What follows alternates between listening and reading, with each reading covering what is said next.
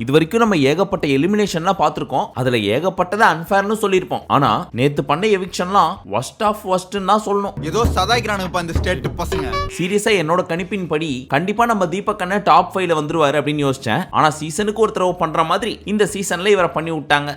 எப்படிடா உன்ன விட்டாங்க?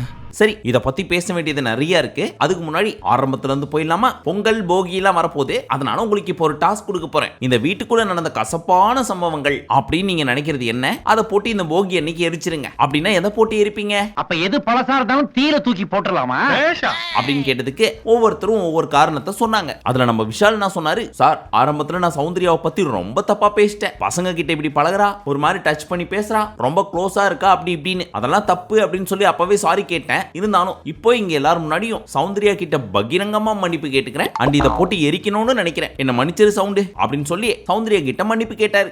ஒன்னு கூட மறக்கல, நான் மறந்துட்டேன். அப்போதைக்கு அவங்க தேங்க்ஸ்ன்னு சொல்லிட்டு விட்டாங்க. ஆனா அண்ணன் டீ சாப்பிட போற கேப்ல ரயானை தனியா கூப்பிட்டு, டேய் அவன் எதுக்கோ மன்னிப்பு கேட்டானே, எதுக்குடா கேட்டான் அப்படிங்கிறாங்க. ஏமா அவர் கேட்ட மன்னிப்பு கூட ஓகே, ஆனா எதுக்குன்னே தெரியாம மன்னிச்சீங்க பாத்தீங்களா, அங்க நிக்கிறீங்க நீங்க. அடுத்தபடியா நம்ம சிவா இருக்கார் இல்லையா, அவர் ரொம்ப ஃபீல் பண்ணி அழவே ஆரம்பிச்சிட்டாரு. ஏன் அப்படின்னு கேட்டா, நான் இந்த வீட்டுக்குள்ள செய்யாத ஒரு காரியத்துக்காக என்ன என் மனைவிய என் குழந்தைய முத கொண்டு கண்ணா பின்னான்னு பேசினாங்க அப்படின்னு சொல்லி ரொம்ப எமோஷன் ஆயிட்டாரு.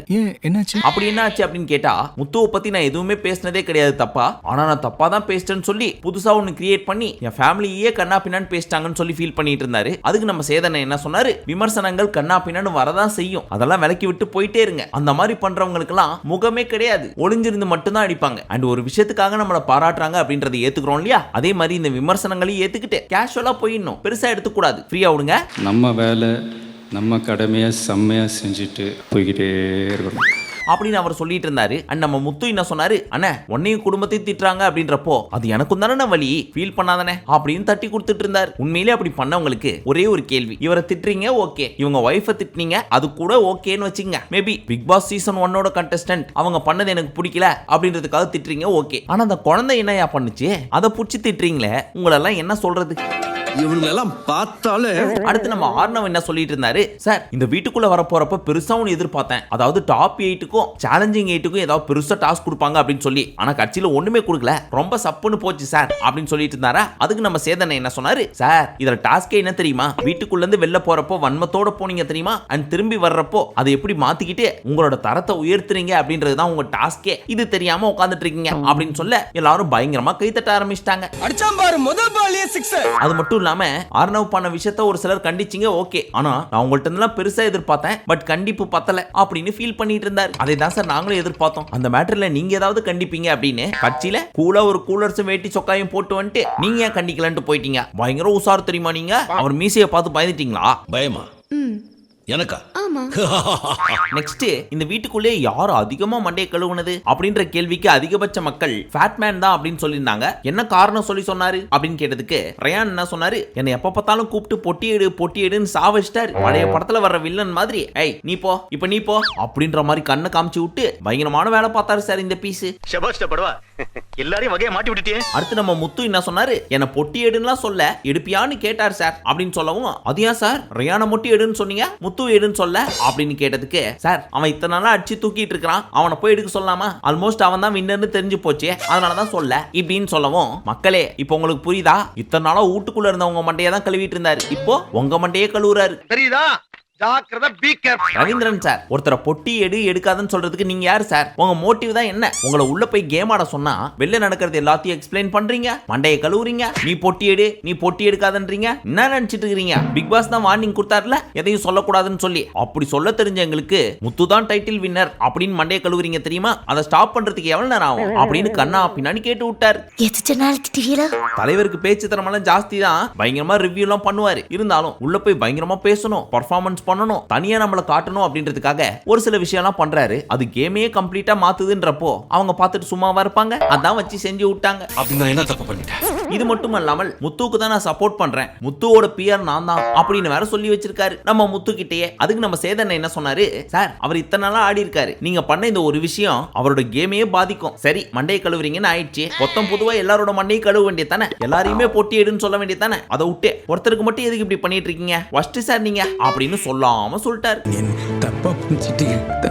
ஆனா ஒண்ணு வந்த வாரமே அடிச்சு வெளியே அமுச்சு விட்டாங்க. இப்போ மறுபடியும் வீட்டுக்குள்ள அமுச்சு பாத்தீங்களா இந்த பீஸ் என்ன பண்ணுதுன்னு, ஒஸ்ட் பீஸ் பா இந்த பீஸ் அப்படின்ற மாதிரி காமிச்சு மீண்டும் தலைவர் அடியோ அடின்னு அடிச்சு நான் கரெக்டா தான் பேசுறேனா அப்படின்னு அவருக்குள்ளேயே டவுட் வர்ற அளவுக்கு பண்ணி விட்டாங்க. தப்பு அவர் மேல இல்ல, உண்மையிலேயே தப்பு அவர் மேல இல்ல. இப்ப தலைவருக்கு என்ன பேசுறனே தெரியாம நம்ம அண்ணன் பிரேக் விட்டு போனதுக்கு அப்புறம் யோ என்ன ஓவரா பேசிட்டு இருக்காங்க இவங்க, நான் வெளியில இருக்கிறப்ப முத்துக்காக நிறைய பேசியிருக்கேன், அப்படி இருக்கிறப்ப நான் முத்துக்காக தான் பேசணும் இவங்களுக்கு தெரியாதா, எனக்கு இதெல்லாம் ரொம்ப ஹர்ட் ஆகுதுப்பா, இப்படி நான் பேசுறதுனால எனக்கு என்ன பிரயோஜனம் இருக்க போகுது, சரி நான் தான் பேசிட்டேன், ஒருத்தருக்காக மட்டுமே நான் இன்ஃப்ளூயன்ஸ் பண்ணிட்டு இருக்கேன் அப்படின்னு சொல்லி என்ன ஸ்டாப் பண்ண வேண்டியதானே இந்த பிக் பாஸ் டீம், ஏன் பண்ணல?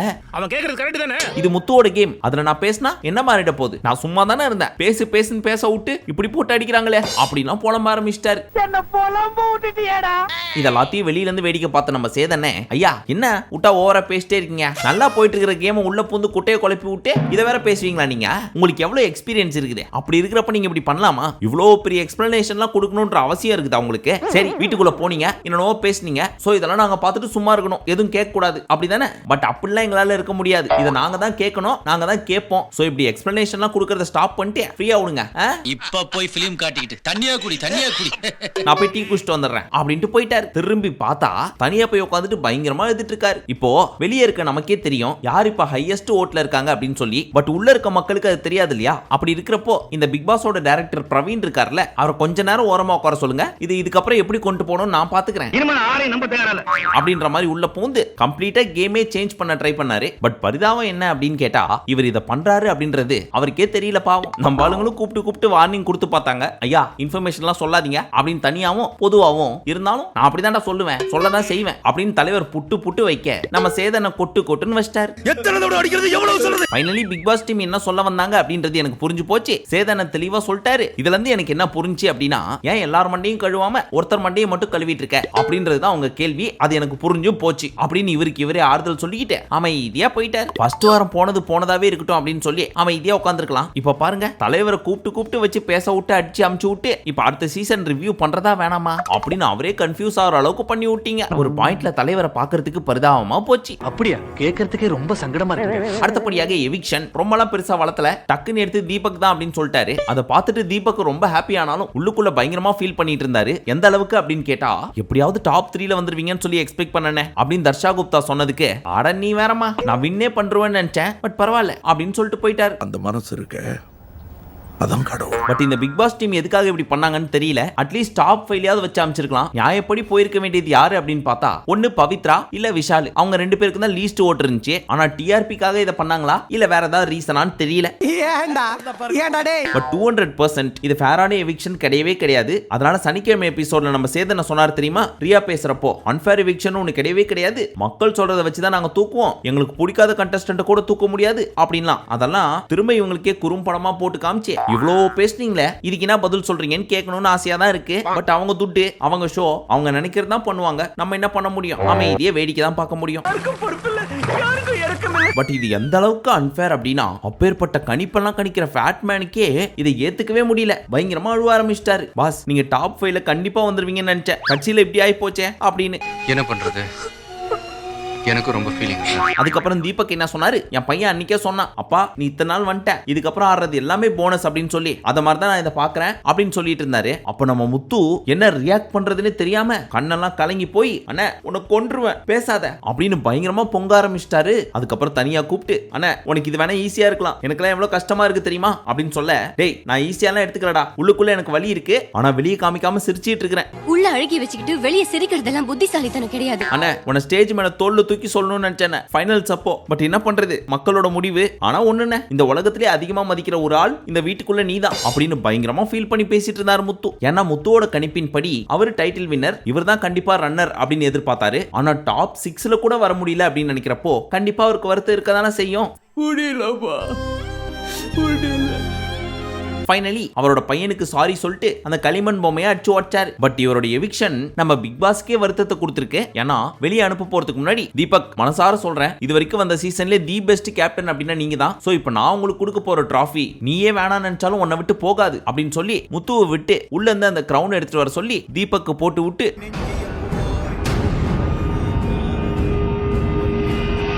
இத்தனை சீசனுக்கும் சரி இனி வரப்போற சீசனுக்கும் சரி தி பெஸ்ட் கேப்டன் அப்படின்றதுக்கு ஒரு பெஸ்ட் எக்ஸாம்பிள் நீங்க தான் அப்படின்னு இதை போட வச்சு முடிசூட்டி அழகு பார்க்கிறேன் அப்படின்னு பெருமையா பேசிட்டு இருந்தாரு பிக் பாஸ். அப்பதான் நம்ம தீபக் பயங்கரமா எமோஷன் ஆகி அழ ஆரம்பிச்சிட்டார். அண்ட் அவரோட பையனுக்கும் உங்க அப்பா ஒரு சூப்பர் ஸ்டார் அப்படின்னு சொல்லி நல்லா தான் பேசினாரு. ஆனா ஏன் புள்ளையும் கில்ட்டு தொட்டிலையும் ஆட்டணும்? அதுக்கு இல்லாமலே இருந்திருக்கலாமே.